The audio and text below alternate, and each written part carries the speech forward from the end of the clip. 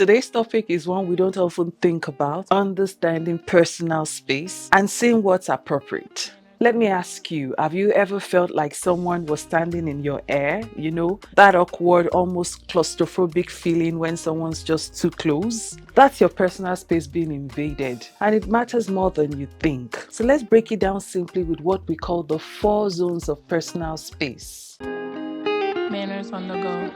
Hello, everyone. Welcome back to Manners on the Go, where we polish the little things that make a big difference in how we're perceived. Today's topic is one we don't often think about, but it's key to feeling comfortable and respected in everyday interaction: understanding personal space and seeing what's appropriate. Let me ask you, have you ever felt like someone was standing in your air? You know, that awkward, almost claustrophobic feeling when someone's just too close? That's your personal space being invaded, and it matters more than you think.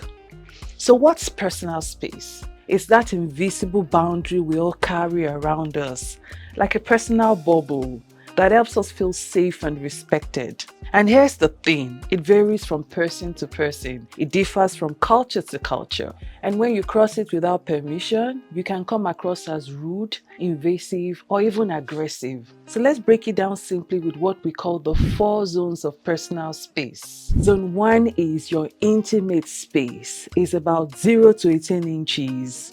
Imagine from here to about here. The space is for people who are really close to you, your spouse, your child, or maybe your best friend. If someone isn't in that circle of closeness, don't go there.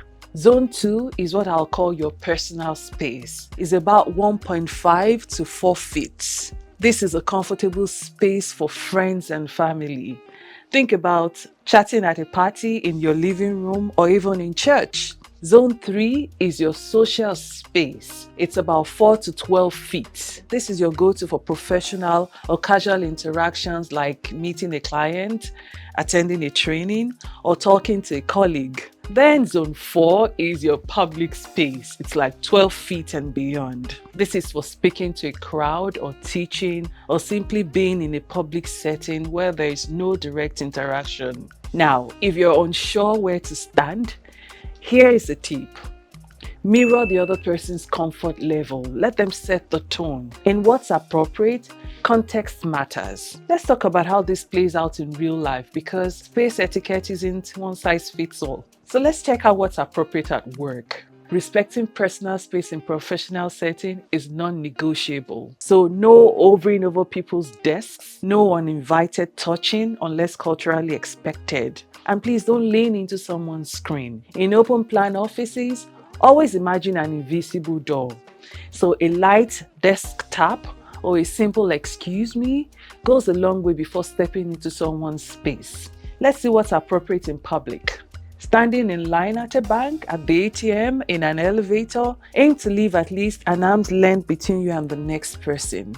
And yeah, I know Nigerian cities are crowded, but even in the rush, be mindful. Avoid pressing against someone unnecessarily, especially if you're carrying a bag.